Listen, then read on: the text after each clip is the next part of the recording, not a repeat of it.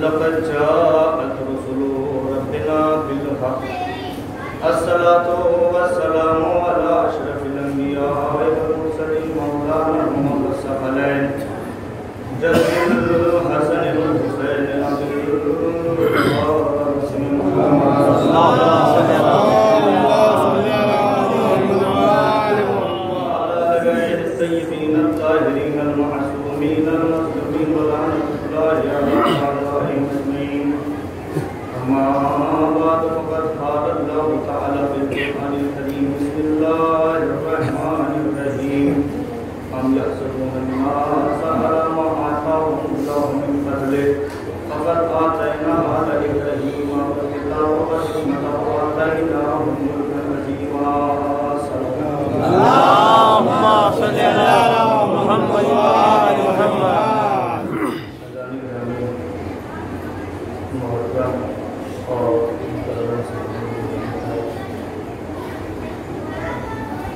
یہ اشرف الثانیہ کی اور اس میں تاریخی قلم برابر ہوتا ہے اور وہ قلم ہوتے ہیں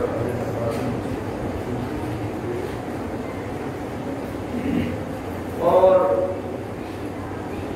اس قلم کے سائے میں پروردگار سے دعا ہوں کہ پروردگار اس قلم کے سائے میں ہمیں دنیا میں بھی آباد رکھنا اور آخرت رکھنا. چونکہ میدان محشر میں پوری کائنات ایک قلم کے سائے میں ہوگی اور وہ قلم مولا علی علیہ السلام کے ہاتھوں میں. اور رہی بات کہ یہ قلم کہاں سے آتا ہے اور یہ کس کی بنیاد رکھی گئی ہے. ہر ملک کا ایک پرچم ہوا کرتا ہے، بلو ہندوستان ہو، بلو پاکستان ہو، بلو عراق ہو، ایران ہو، وہ ایک پہچان ہوا کرتی ہے.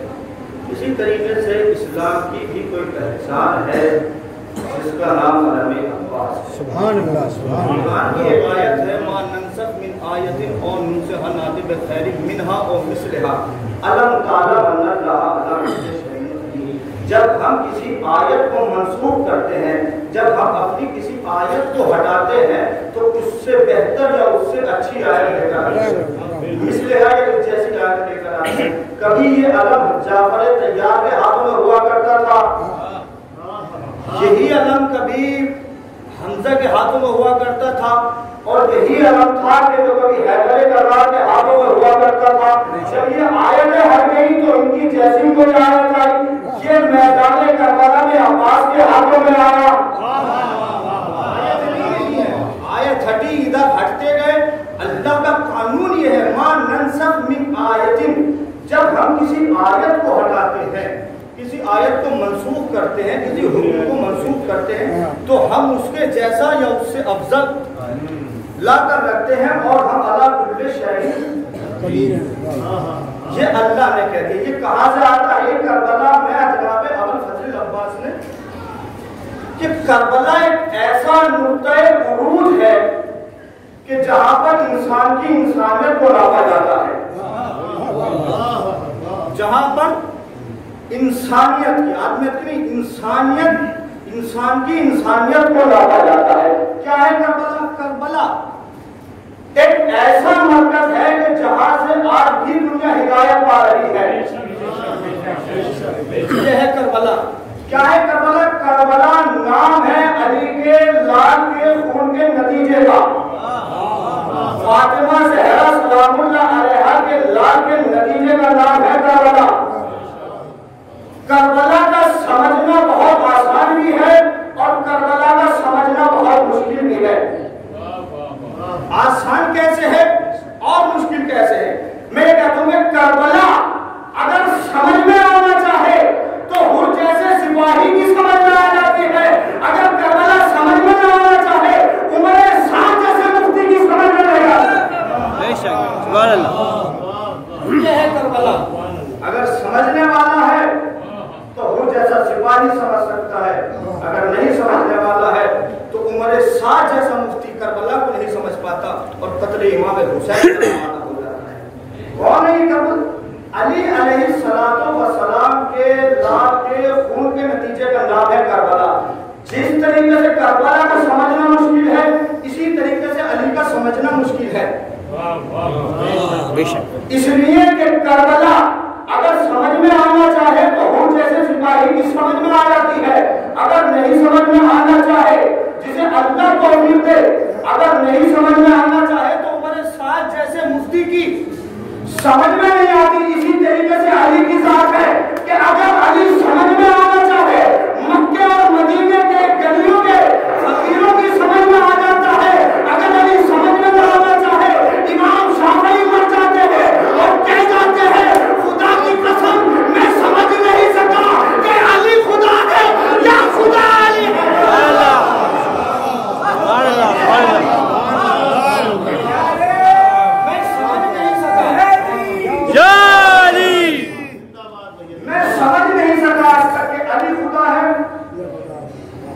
یہ ہے ذات امیر المومنین کی ایک فضیلت اور ایک عظمت۔ جب اس علی کی اتنی فضیلت ہے تو اس اللہ کی اتنی فضیلت ہوگی سبحان اللہ، جو علی کل شیء قدیر ہے۔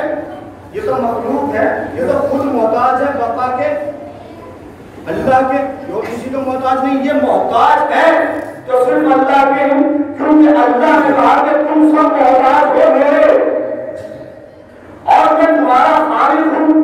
اللہ نے کہا بسم اللہ الرحمن الرحیم بدیع السماوات والارض واذا قضى امرا فانما يقول له كن۔ بدیع ایک قرآن میں ایک لفظ استعمال ہوتا ہے بدیع، جس سے بدعت نکلا بدیع۔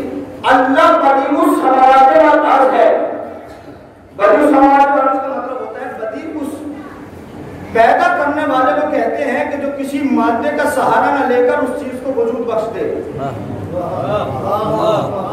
اسے کہا جاتا ہے۔ اور ایک لفظ قرآن نے کہا کہ لقد خلقنا الانسان، ہم نے انسان کو پیدا کیا۔ ایک لفظ ہے بدیع اور ایک لفظ ہے خلقت۔ ایک ہے بدعت، خلقت اس کو کہا جاتا ہے کہ کسی مادے کے ساتھ کسی چیز کا وجود آ جائے۔ میں مثال سے بات کرتا ہوں، یہ دیوار یہ امام بارگاہ یہ حسینی آپ دیکھنے کس سے بنا؟ یہ اینٹ گارا پانی ہوا اس سے کس سے بنا؟ ان سے۔ ان کو کس نے بنایا؟ اللہ نے۔ اللہ ان کا بھی خالق ہے، لیکن اللہ نے کہا میں خالق تو ہوں لیکن بدیع بھی ہوں۔ خالق آپ بھی ہو سکتے ہیں، خالق میں بھی ہو سکتا ہوں، لیکن خالق حقیقی اللہ ہے، وہ بدیع السماوات والارض ہے۔ اب اللہ نے کہا کہ دیکھو میں خالق بھی ہوں اور میں بدیع بھی ہوں۔ ایک سوال ہے محمد اللہم صلی علی محمد و آل محمد۔ میں بدیع بھی ہوں، بدیع السماوات والارض۔ اللہ نے کہا کہ دیکھو میں خالق ہوں، میں بدیع خالق بھی ہو سکتا ہے لیکن ہر خالق بدیع نہیں ہو سکتا۔ اب اللہ نے سورہ آل عمران میں کہا هو الذی یصورکم فی الارحام کیف یشاء لا الہ الا هو العزیز الحکیم۔ میں وہ اللہ ہوں کہ تمہاری ماں کے پیٹوں میں جیسی چاہتا ہوں ایسی صورت بنا دیتا ہوں، جیسی کیف یشاء یصورکم فی الارحام، تمہاری ماں کی شکم میں میں جیسی چاہتا ہوں ایسی تصویر بنا دیتا ہوں۔ لا الہ الا هو العزیز الحکیم۔ اور یہ وہ اللہ ہے کہ جو ہر چیز پر غالب آنے والا ہے۔ آپ بھی اللہ کی تصویر ہے، میں بھی اللہ کی تصویر ہوں، لیکن اللہ نے اس ساری تصویر کو بنایا۔ ہم سے پہلے بھی وہ تصویریں چلی گئیں، کروڑ ہم سے پہلے چلی گئیں، اور آج بھی اس دنیا میں 1 ارب کم از کم تصویر ہے، اور اس کے بعد بھی تصویر آئے گی۔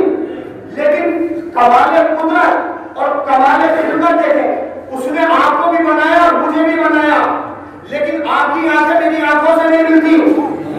آپ کا چہرہ ایک بالش کے چہرے میں اس نے نہ جانے کتنی خدمت پیدا کر دی۔ بے شک بے شک یہ اعلیٰ کل شہر نبی جب ہم بنتے ہیں تو ہمیں یہ کہا کہ دیکھو جب میں تمہیں بناؤں گا تو آنکھوں سے آنکھیں نہیں ملے گی، کردار سے کردار نہیں ملے گا، چال سے چال نہیں ملے گی، ڈھال سے ڈھال نہیں ملے گی، ان انگلیوں کے نشان سے انگلیوں کے نشان کسی کے نہیں ملیں گے.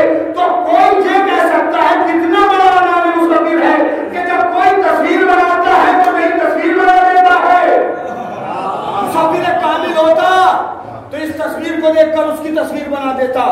نہیں، اللہ نے کہا کہ میں علی کل شیء قدیر ہوں کہ دیکھو میں اس طریقے سے بھی تصویر بنانا چاہتا ہوں. تمہیں بناؤں گا تو آنکھوں سے آنکھیں نہیں ملیں گی، چہرے سے چہرہ نہیں ملے گا، بال سے بال نہیں ملیں گے، ڈھال سے ڈھال نہیں ملے گی. جب میں تمہیں بناؤں گا تو الگ الگ بناؤں گا. یہ ہے میری ایک خدمت قدرت. لیکن ایک جب میں 14 کو بناؤں گا ان کی چال بھی ایک ہوگی. سبحان اللہ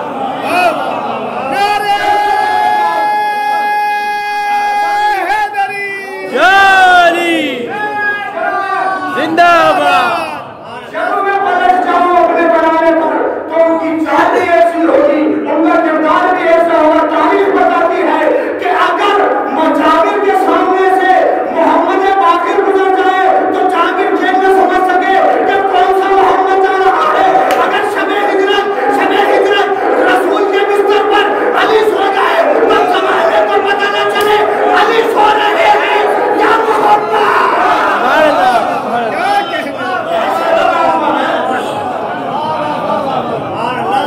اگر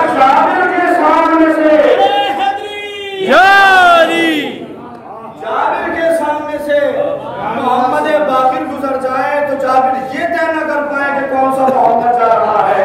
اگر شب ہجرت رسول کے بستر پر علی مرتضیٰ سو جائے تو زمانہ یہ نہ سمجھ پائے کہ محمد سو رہے ہیں. زمانہ سمجھ نہ پائے کہ نبوت سو رہی ہے یا امامت سو رہی ہے. سبحان اللہ. ان کو پہچانو. اللہ نے کیا کہا اللہ نے فضیلتیں انہیں دی، انہیں فضیلتیں دی. اللہ نے کہا ام یحسدون الناس، یہ لوگ کیوں حسد کرتے ہیں. سورہ آل عمران 54 میں آیا ام یحسدون الناس علی ما آتاہم اللہ من فضلہ، ہم نے جنہیں اپنی طرف سے فضیلت عطا کی لوگ ان سے کیوں حسد کرتے ہیں. اللہ جسے چاہے عزت دے. اگر اللہ کسی کو عزت دیتا ہے اس بات مولانا آ گیا اللہم صلی علی محمد.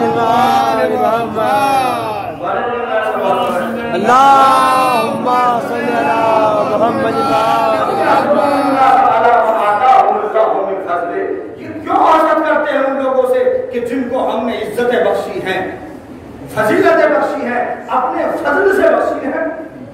آتے ہیں کتاب اور ہم نے ان کو کتاب عطا کی، بالحکمہ اور حکمت عطا کی. وآتیناہم ملکا عظیما، اور ہم نے ان کو ملک عظیم عطا کیا.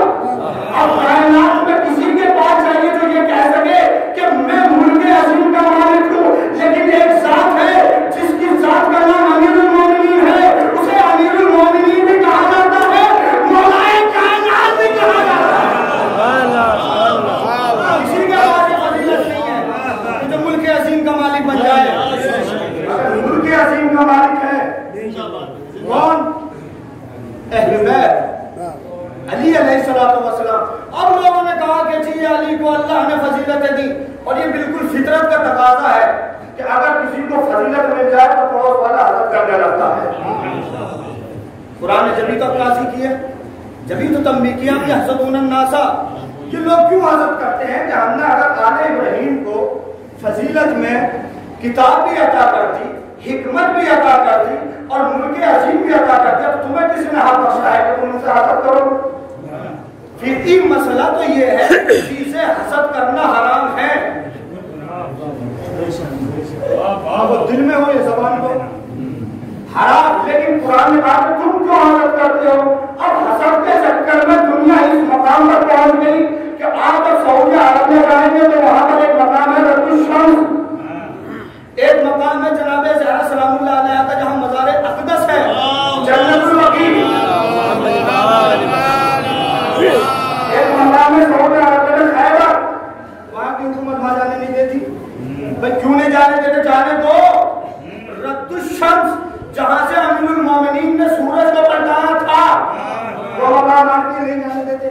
جانے کس لیے نہیں دے گا؟ میں وجہ بتاتا ہوں.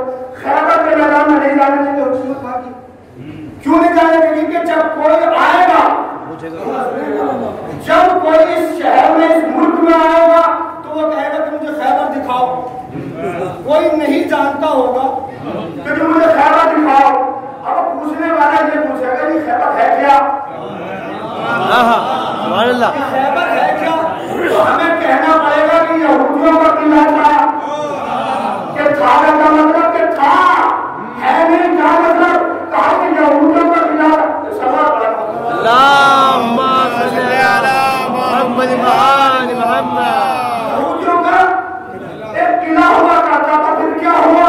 کہا کہ ایک مسلمان کے لشکر میں خیبر کرار تھا.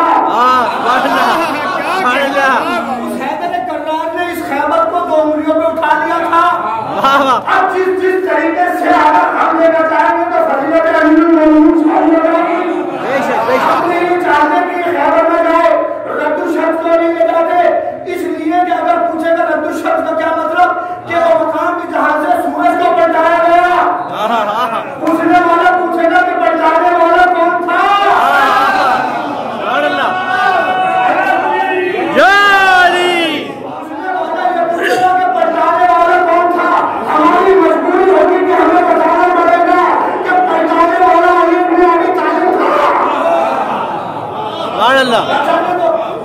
جنت البقیع ہے، قبرستان ہے، جنت البقیع میں نہیں جانے دیں گے. کیوں نہیں جانے دو گے؟ کہ یہاں رسول کی قبر ہے. کبھی رسول نے کام کیا تھا فاطمہ زہرا تھا کہ کس طریقے سے شہادت پائی کا خلیفہ الاول نے ان کا شروع کیا. اس کا مطلب یہ ہے کہ لوگوں نے ان کے فضائل کو چھپانا چاہا، اللہ نے ان کے فضائل کو بڑھانا چاہا. کیا مطلب؟ خیبر مت جاؤ. خیبر میں جاؤ گے تو علی کی یاد تازہ ہوں گی. رد الشمس مت جاؤ. اگر وہاں جاؤ گے تو علی کی شجاعت کے ان کی یاد تازہ ہوگی. میں مسلمانوں سے کہنا چاہتا ہوں کہ تم اگر علی کے فضائل کو اس دنیا سے ہٹانا چاہتے ہو، مٹانا چاہتے ہو، تو تمہیں 2 کام کرنے پڑیں گے.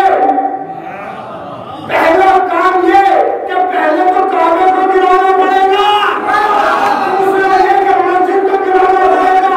دنیا میں جہاں جہاں مسجدیں ہیں ان سے گرانا پڑے گا. کیوں؟ اس لیے کہ جب علی کی ولادت کی بات آئے گی تو کعبہ یاد آئے گا. جب مسجدوں کی بات آئے گی علی کی شہادت یاد آئے گی. جب کعبہ دکھائی دے گا، علی کی ولادت بے شک، اور جب اس دنیا میں مسجدیں رہیں گی، علی کی شہادت. اب اللہ نے کہا کہ حضرت عمر نازا علامہ آتاہم اللہ من فضل، ہم نے ان کو فضیلتیں عطا کی ہیں اپنے فضل سے، مگر تم ہو کہ ان سے حسد کرتے ہو. اللہ نے کہا کہ ہم نے فضیلتیں بھی دی ہیں، لیکن اللہ نے سورہ شورى میں کہا قل لا اسألكم علیہ اجرا الا المودۃ فی القربى. اے میرے محمد ان سے کہہ دو. کیا کہہ دو؟ تم نے زحمتیں اٹھائی ہیں، یہ تم نے پتھر کھائے ہیں، ان سے کہہ دو کہ میں تم سے نہ دولت چاہتا ہوں نہ درہم نہ دینار. میں یہ چاہتا ہوں کہ تم میرے اہل بیت سے مودت اختیار. اللہ نے حکم دیا. اللہ جانتا تھا کہ میں حکم سے اس لیے دے رہا ہوں کہ یہ لوگ اہل بیت سے عداوت کریں گے. میرے مالک حکم تو تم نے دے دیا کہ قل لا اسألکم علیہ اجرا الا المودۃ فی القربى، ان سے مودت اختیار کرو. اللہ نے سینے میں دل بنایا ہے ایک، لیکن کوئی انسان ایسا نہیں ہے کہ جس کے دل میں محبت بھی ہو اور عداوت بھی ہو. ایسا نہیں ہے کہ ایک انسان ایک سے محبت ہی محبت کرتا اسی سے عداوت کرتا. نہیں، اللہ نے سینے میں رکھا ہے دل ایک، لیکن دعویٰ ہے دو کہ ان سے مودت کرو اور ان کے دشمنوں سے عداوت کرو. ایسا نہیں کہ تم ان سے محبت کرے جاؤ اور اہل بیت کے دشمنوں سے عداوت بیزاری ظاہر نہ کرو. ایسا نہیں. اگر تمہارے دل میں جذبہ محبت ہوگا تو جذبہ عداوت بھی لازمی ہوگا۔ کوئی انسان ایسا نہیں ہے کہ جس کے سینے میں دل ایک ہو اور ایک جذبہ ہو۔ اگر وہ کسی سے محبت کرتا ہوگا تو ظاہر ہے کہ وہ کسی سے عداوت بھی کرتا ہوگا۔ اللہ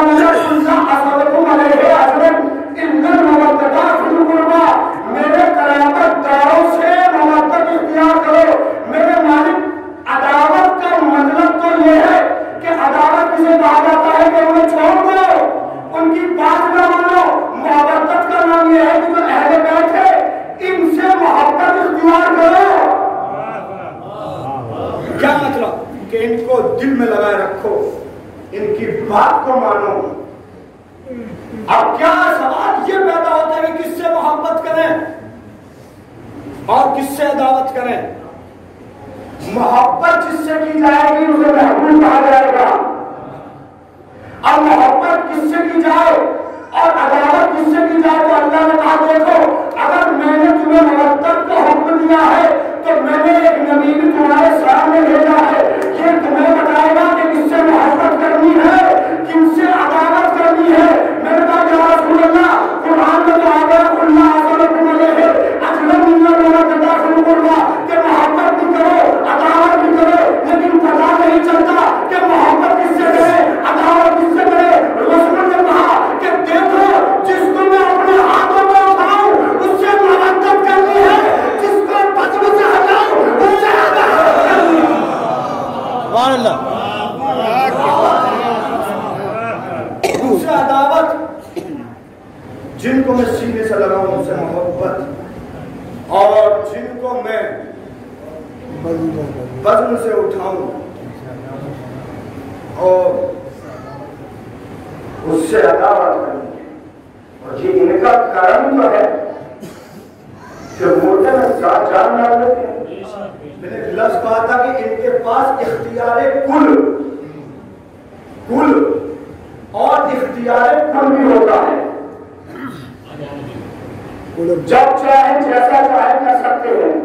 بدیوس سماوات والا غیظہ قضا ہم فإنما یقول له کن فیکون۔ عربی میں دو لفظ استعمال ہوتے ہیں، ایک لفظ ہے سما اور ایک لفظ ہے فا۔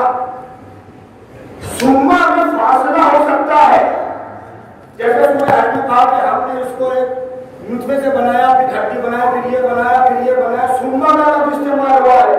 لیکن جہاں کا فإنما یقول له کن فیکون میں فاصلہ پیدا نہیں ہوتا، بغیر فاصلے کے ماننا پڑتا ہے۔ آپ کی سمجھ میں نہیں آیا کہاں سے سمجھو؟ غدیر خون کے میدان میں رسول نے کہا تھا من کنت مولا فہذا علی مولا۔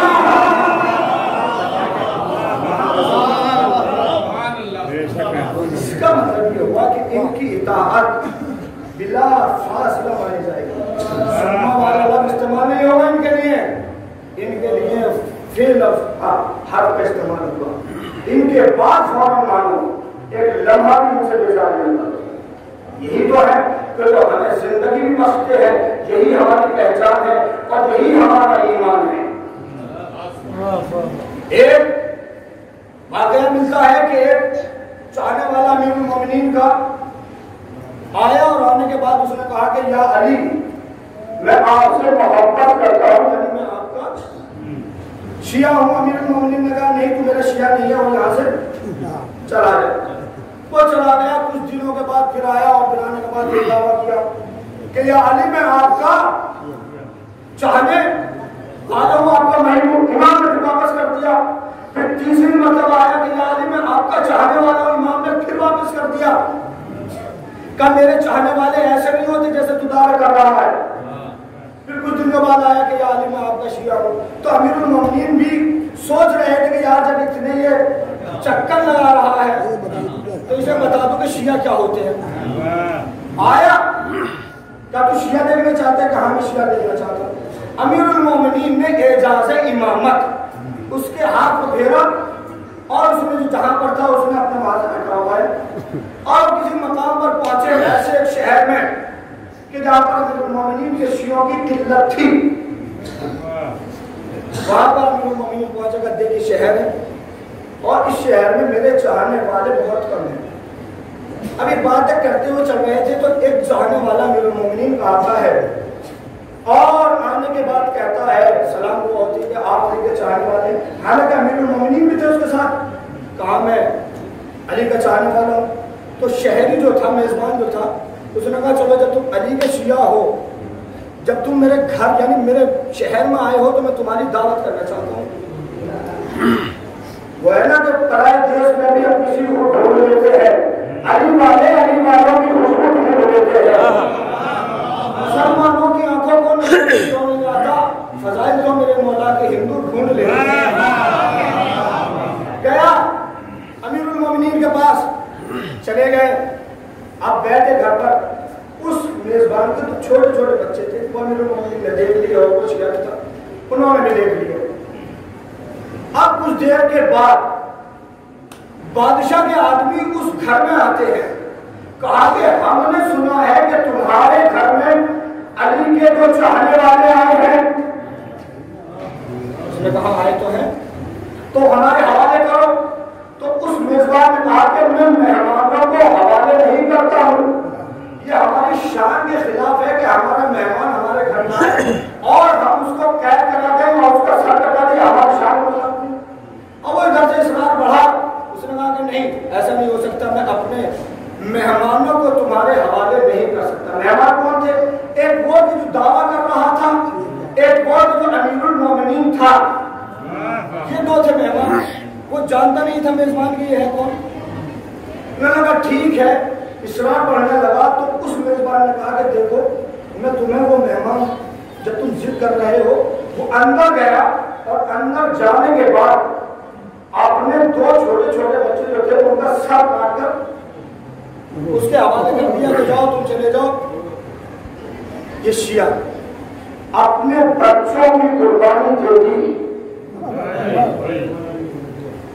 لیکن مہمانوں کو نہیں، مولا علی کو جانتے ہی نہیں تھا، ابھی مہمانوں کو نہیں دیا۔ کیا تھے مہمان؟ علی کے شیعہ۔ اب وہ سب لے کر تو چلے گئے۔ اب کچھ دیر کے بعد جب کھانے کا وقت آیا، کھانا سرنے لگا اور لوگ جو نے دعوت کی تھی تو اس نے یہ کہا کہ اب آئیں دسترخوان پر اور کھانا تناول فرما لیں۔ اب مولا نے یہ کہا، مولا کو جانتے نہیں، مولا نے کہا کہ میں جب آیا تھا اس گھر میں تو میں نے چھوٹے چھوٹے بچوں کو دیکھا تھا مگر بچے نظر نہیں آ رہے۔ تو اس میزبان نے کہا کہ بچے ہیں کہیں کھیل رہے ہوں گے، آ جائیں گے مگر آپ کھانا کھا لیجیے گا۔ لیکن اصرار بڑھتا گیا کہ ہم کھانا تب تک نہیں کھائیں گے جب تک بچے نہ آ جائیں گے۔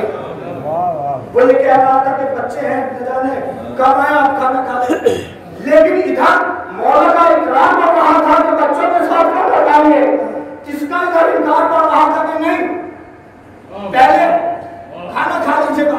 اب مولا نے اس سے پوچھا کہ اچھا یہ بتاؤ کہ تم ہو کون، کہ میں تمہارا چاہنے والا ہوں۔ وہ بچے کہاں ہیں کہ ایسے سے بات ہو گئی تھی، وہ مولا کو لے کر گیا اور اس حجرے میں پہنچا کہ جہاں پر بچوں کی لاشیں رکھی تھی، اس نے پردہ ہٹایا۔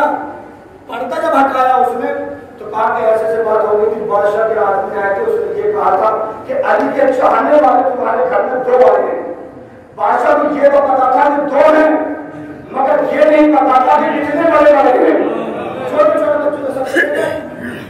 اب امیر المومنین نے وہ سب دیکھے، پوری کہانی اس سے سنی، کہا بادشاہ کے آدمی آئے تھے، وہ مہمانوں کے نام رہے تھے، تم میرے مہمان ہو، علی کے چاہنے والے ہو، میں نے یہ سوچا کہ میں اپنے بچوں کی قربانی دے دوں مگر مہمانوں کی قربانی دے دوں۔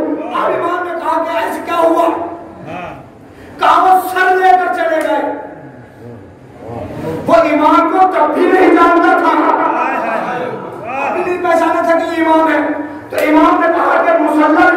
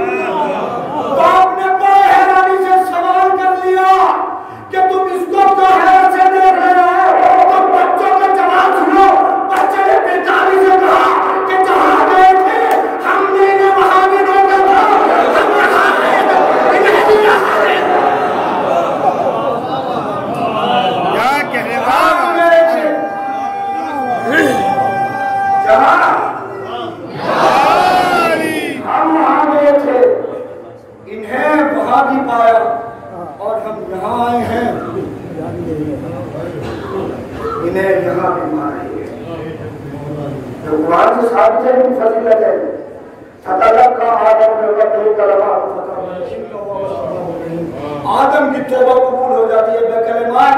کون سے کلمات تھے وہ جس کے ذریعے آدم کی توبہ قبول ہوئی؟ مفسرین نے کہا کہ وہ 5 نام تھے جن کے ذریعے آدم کی توبہ قبول ہوئی. پہلا نام آدم کا، دوسرا نام علی کا، تیسرا نام فاطمہ زہرا کا، چوتھا امام حسن، پانچواں امام حسین. ان کے صدقے میں ان کی توبہ قبول ہوئی. بے شک بے شک. یہ اب کیا دوسرے مقامات پر کہا فَلَمَّا رَأَوْهُ الْفَتَسِّينَاتُ وَجُوهُ الَّذِينَ كَفَرُوا وَقِيلَ هَٰذَا الَّذِي كُنتُمْ بِهِ تَدَّعُونَ. اور کافرین، منافقین، مشرکین جب میدان قیامت میں امیر المومنین کا مقام دیکھیں گے تو ان کے چہرے سیاہ ہو جائیں گے. اور سورہ نبا میں کہا اَمَّن يَتَسَاءَلُونَ عَنِ النَّبَإِ الْعَظِيمِ الَّذِي هُمْ فِيهِ مُخْتَلِفُونَ كَلَّا سَوْفَ تَعْلَمُونَ ثُمَّ كَلَّا سَوْفَ تَعْلَمُونَ. ان سے ایک عظیم خبر کے بارے میں سوال کیا جائے گا. کون سی بڑی خبر ہے کہ جس میں یہ اختلاف رکھتے ہوئے کائنات میں کوئی ذات ہے ہی نہیں علی کے علاوہ جس کو نبأ العظیم کہا گیا. علی کے بارے میں اختلاف پایا جائے گا. کوئی کچھ کہتا ہوگا، کوئی کچھ. یہ ان کے کرم، یہ ان کے فضائل ہیں. قرآن قصیدہ ہے آل محمد کا. قرآن میں کچھ نہیں ہے. اور کسی نے یہی تو کہا تھا احمد بن حنبل سے، ان کے بیٹے نے کہا کہ بابا مجھے صحابیوں کی فہرست گناؤ. انہوں نے کہا کہ صحابی یہ صحابی یہ صحابی یہ صحابی. جب 10-12 صحابی انہوں نے گنا دیے تو ان کے بیٹے نے کہا کہ بابا اس میں تو علی کا نام نہیں آیا. تو باپ نے کہا کہ تم نے مجھ سے صحابی کی فہرست پوچھی ہے، اہل بیت کی فہرست نہیں پوچھی. یہ اور ہے، صحابی اور ہے. اہل بیت کے لیے انما یرید اللہ لیذھب عنکم الرجس اہل البیت بھی طاہرون.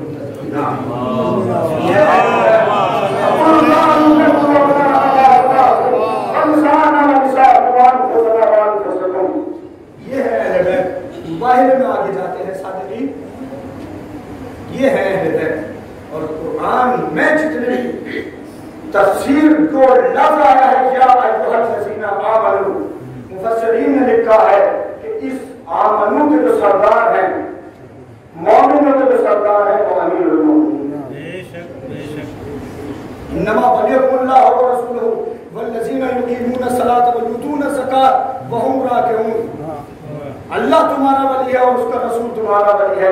اور وہ لوگ ہیں، اللہ نے نام نہیں بولا، وہ لوگ ہیں کہ جو زکات دیتے ہیں حالت رکوع میں. نام نہیں بولا. علی نے زکات تو دے دی، زکات لے جانے والا لے کر بھی چلا گیا. کیا کہ وہ آیت و دروازے پر کہہ رہا تھا کہ یا اللہ میں تیری بارگاہ سے خالی ہاتھ جا رہا ہوں، لیکن یہ آواز علی نے کائنات میں سنی، اشارہ کیا، انگلی لے گیا. تب یہ آیت نازل ہوئی انما ولیکم اللہ ورسولہ. آیت کب نازل ہوئی کہ جب علی نے عمل انجام دیا. اب لوگوں نے کہا کہ علی کی شان میں آیت نازل ہو رہی ہے. انہوں نے کہتے کہا کہ شاید کوئی ہماری شان میں بھی آیت نازل ہو جائے. انہوں نے لوگوں کو سجا، کہا کہ میں مسجد میں جا رہا ہوں، میں رکوع کروں گا تو تم آ جانا اور میں منتظر میں چلے جانا تاکہ میری شان میں بھی کوئی آیت نازل ہو جائے. یہ تاریخیں ہیں، اس لیے کہ کوئی آیت ہمارے لیے بھی اترے، ہمارے لیے بھی اترے. لیکن تاریخ یہ بتاتی ہے کہ ان کی قیمتی اور مشکلیاں چلی گئیں، لیکن قرآن کا ایک لفظ بلکہ ایک حرف شان میں. اب یہی تو فرق ہے امام اور امت ہے. امام اسے کہتے ہیں کہ جب عمل کرتا ہے تو آیت آتی ہے، امتی اسے کہتے ہیں کہ جب آیت آتی ہے تو عمل کرتا ہے. آیت آتی ہے تو عمل کرتا ہے. کیا عمر کیا عمر اللہ نے کہا کہ امام تمہارا کسے کہے گا رحمان اللہ قرآن خالق انسان اللہ نے بیان کہ ہم نے رحمان ہوں، میں انسان کو پہلے پیدا کرتا ہوں، پہلے اسے علم عطا کرتا ہوں. کائنات میں کوئی ذات ہے ہی نہیں محمد کے علاوہ کہ جس کو پہلے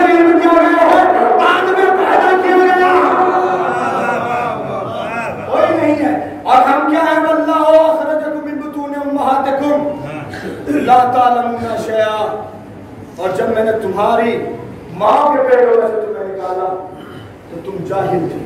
इसका मतलब ये हुआ कि जब मासूम पैदा होता है तो एक आलिम पैदा होता है, जब पैदा होता है तो जाहिल पैदा होता है। मासूम है, इनका हर फेल काबिल हिदायत है, इनका हर कदम काबिल हिदायत है। इनके बगैर इंसान जन्नत में भी नहीं जा सकता और न जहन्नम में जा सकता। दलील में रसूल अल्लाह की हदीस पढ़ता हूँ, या आनी अंता कसीमुन्नार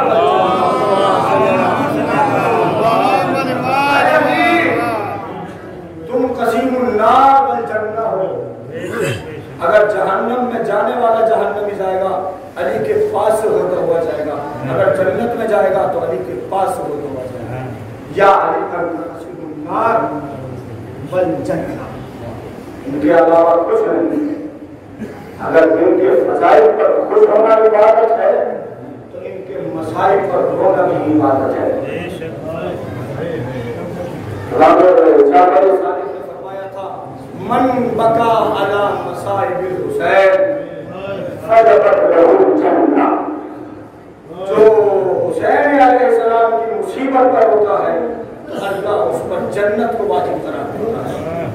मैं कहूँगा कि कभी हुसैन अलैहिस्सलाम पर जन्नत के लालच में न रोना। हुसैन पर अगर रोना तो इस वजह से रोना कि हुसैन को 3 दिन पर होकर जाकर शहीद कर दिया। हुसैन को तड़पा कर शहीद।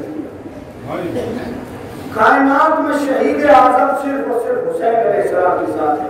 कोई शहीद आजम नहीं, शहीद हैं लेकिन शहीद आजम हुसैन के अलावा नहीं। और इमाम रज़ा ने फरमाया, इब्न शबीब, जब तुम्हें किसी बात पर रोना आए जब तुम हुसैन की मुसीबत को याद कर तुम्हारी मुसीबत आज अशरे सानी की आखिरी मजलिस है और इसमें अब्बास अलमदार का आलम बना। ये अब्बास कौन है? ये तमन्नाए हैदर कर्रार है। ये फातिमा ज़हरा की बेटियों का सहारा है। जब ये मदीने से चले थे, सहारा बताता हूँ, सहारा ये औलाद ज़हरा का सहारा है। जब ये मदीने से चले थे तो सब बीवियों को जनाब ज़ैनब ने इकट्ठा किया था और इकट्ठा करने के बाद कहा था कि चलो हुसैन सफर पर जा रहे हैं। तो किसी ने सवाल कर लिया कि सफर पर हुसैन जा रहे हैं, करबला में जंग होगी, ये वो होगा। तो बीवियां कुछ ऐसी थी कि जो पर्दे की हिफाजत की वजह से घबरा रही थी। लेकिन जनाब ज़ैनब ने उनके इम्तिहान की ढाल बढ़ाने के लिए लफ्ज़ कहा था, अगर तुम्हें अपने पर्दे की हिफाजत की जिम्मेदारी लेनी है तो मैं तुम्हारे पर्दे की हिफाजत की जिम्मेदारी ले लूंगी। जनाब ज़ैनब ने खुद नहीं ली थी, बल्कि जनाब ज़ैनब ने अब्बास के सहारे पर ये जिम्मेदारी ली थी। इसलिए कि जब तक मेरा भैया अब्बास सलामत रहेगा तो तुम्हारी चादरें नहीं छूटेंगी।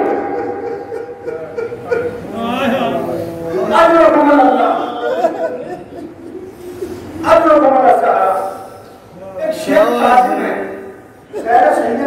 शेख कासिम है। जनाब अब्बास सिर्फ एक वाहिद जात है कि जो बेटा न होकर जिसे जनाब ज़हरा ने अपना बेटा कहा है। अब आप खुद समझ लीजिएगा कि जनाब अब्बास का बका क्या है। जनाब ज़हरा के बदन से पैदा नहीं हुए, लेकिन जनाब ज़हरा ने अब्बास को अपना बेटा कहा। शेख कासिम हरम सैयदुल शुहदा और हरम अब्बास में वो मसाइब पढ़ा करते थे। मजलिस खिताब होती थी, शेख ने आज मुहर्रम को मौला अब्बास के मसाइब पढ़ती है। खूब गिरिया हुआ, खूब रिक्कत हुई मौला अब्बास के हरम में। जब पढ़ दिए तो शेख मजलिस पढ़कर अपने हुजरे में चले गए। हुजरे में जाने के बाद शेख सो गए। جب شیر سو گئے تو ایک بیوی کو دیکھتے ہیں، نقاب پوش بیوی خان میں آتی ہے اور آنے کے بعد شیر کے پاس کھڑے ہو جاتی ہے. شیر حسرت سے پوچھتے ہیں کہ بیوی تم کون ہو؟ تم کون؟ میں تمہیں پہچان نہیں پایا. بیوی نے کہا کہ میں بنت رسول ہوں. شیر سمجھنے کی مادر حسین ہے. شیر نے کہا کہ بیوی سے حکمت کیوں فرمائی؟ آپ مجھے حسین کی خاطر بہادر ہو جاتا. بیوی نے ایک جملہ کہا کہ شیر تم میرے لال کے مسائل نہیں کرتا. جو حرم میں مسائل ہوتے وہ مقبول ظاہر پڑتے. شیر تم میرے لال کے مسائل نہیں پڑتا. شیر یہ سمجھے کہ جناب زہرا امام حسین کو دے رہے ہیں. امام حسین کو کہہ رہی شیر تم میرے لال کے مسائل نہیں پڑتا. شیر نے کہا بیوی روز میں رسول ہوں. 2 دن کے بعد میں لال کے مسائل پڑھوں گا. بیوی کہتی ہے کہ شیر تو شاید حسین کو سوچ رہا ہے اور میں حسین کے مسائل کی بات نہیں کر رہی ہوں. اور میں تو اپنے بیٹے عباس کے مسائل کی بات کر رہی ہوں. شیر نے کہا بیوی ارے آدھی آپ محرم تھی میں نے آدھی عباس کے مسائل پڑھے ہیں. تو بیوی کہتی ہے شیر ارے تمہیں مسائل نہیں پڑھتا تو میں چاہتی ہوں. شیر نے کہا بیوی بتاؤ تو صحیح تم لوگوں سے مسائل چاہتی ہو. بیوی نے کہا کہ شیر جب بھی مسائل میں عباس پڑھنا تو یہ مسائل پڑھنا کہ کربلا میں ہر شہید کرنے والا اپنے حق میں دے تھا لیکن میرا لال عباس ارے میرا بیٹا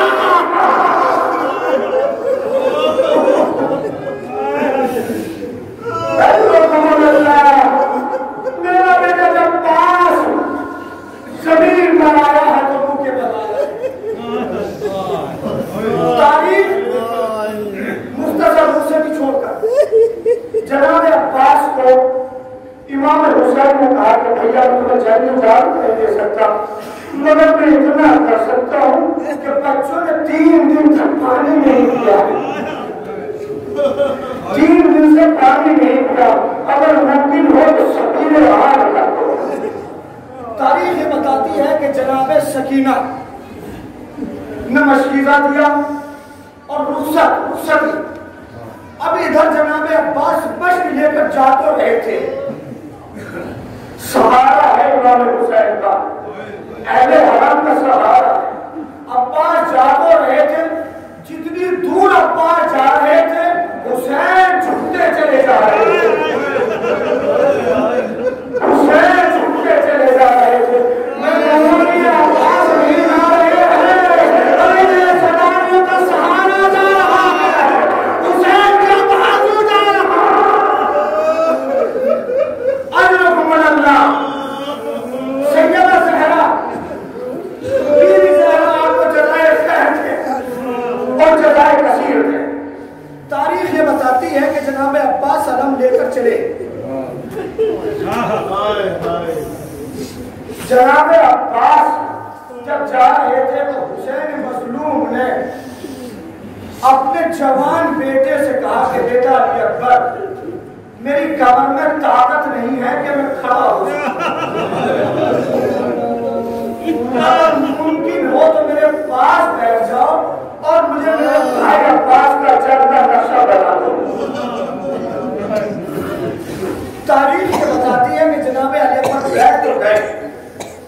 اب جناب علی اکبر امام حسین کو بتانا شروع کرتے ہیں کہ بابا علم تیزی سے دریا کی طرف جا رہا ہے. بابا تیزی سے دریا کی طرف جا رہا ہے. حسین نے کہا کہ پروردگار تیرا شکر ہے کہ میرا بھائی عباس فرات کی طرف جا رہا ہے.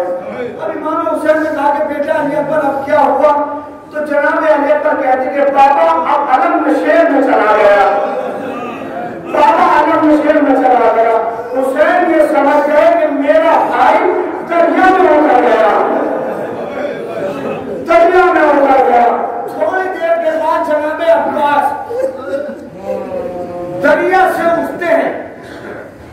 اب امام حسین پوچھتے ہیں کہ بیٹا علی اکبر اب بتاؤ کیا ہو رہا ہے؟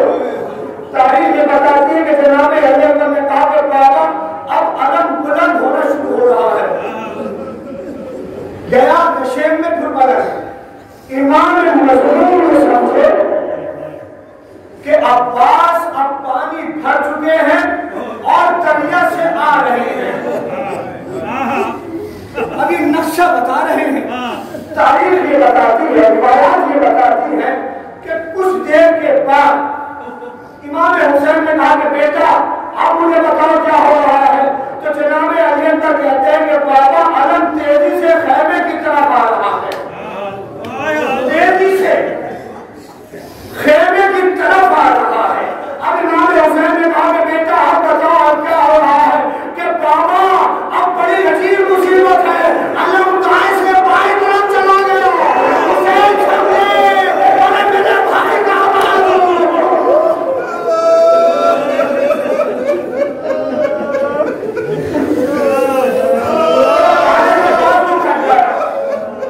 تاریخ یہ بتاتی ہے کہ جناب علی اکبر جناب امام حسین بیٹھے تھے. ایک مصیبت میں علمدار تھا جو خلاص سے پانی لے کر آ رہا تھا.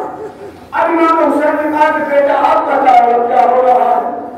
اب جناب علی اکبر کہتے ہیں کہ بابا علم لہرا رہا ہے, علم کا سکون نہیں ہے. امام حسین سمجھ گئے کہ عباس کا دوسرا بازو بھی زخمی ہو گیا. اب امام نے گھبرا کر پوچھا کہ بیٹا اب کا کیا مطلب ہے. کہ سینے پر علی اکبر نے ہاتھ مارا کہ بابا علم نظر نہیں آ رہا ہے, علم نیچے آ گیا.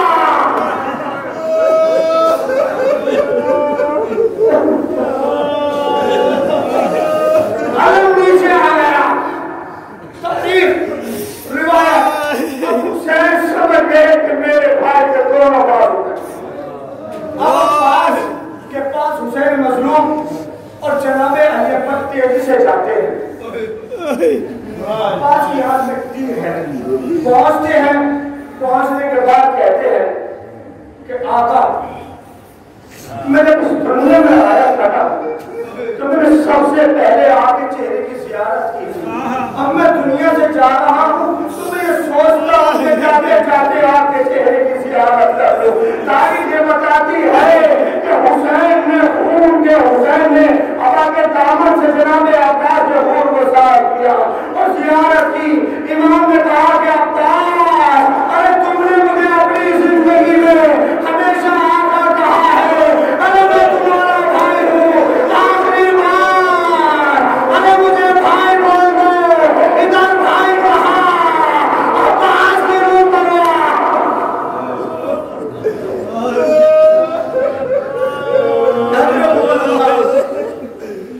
آخری جملے عباس کی روح تلاش کرتے ہیں.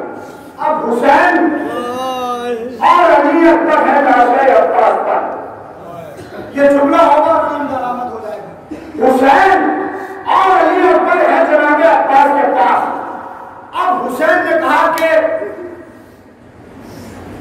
بیٹا علی اکبر عباس نے وصیت کی ہے کہ میرے خیمے کو, میرے لاشے کو خیمے میں نہ لے جانا. پوچھنے والوں نے پوچھا کہ عباس کا لاشا خیمے میں کیوں نہیں آیا. تو عباس نے کہا تھا کہ میں اپنی بھتیجی سے وعدہ کر کے آیا تھا, ارے سکینہ میں تمہارے لیے پانی لاؤں گا, لیکن میں کیا کروں, میری مشق چھن گئی.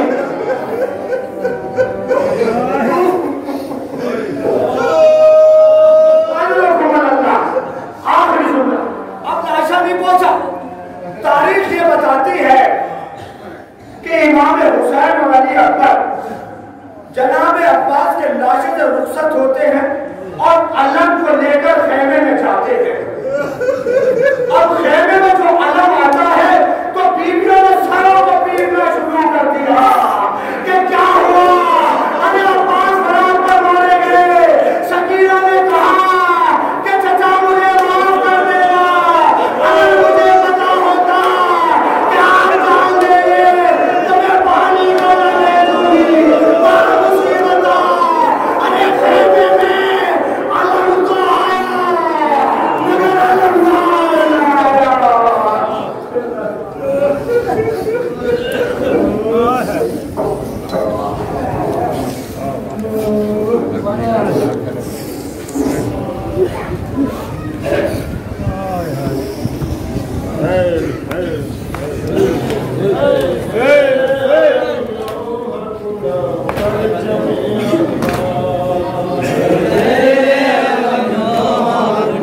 परचम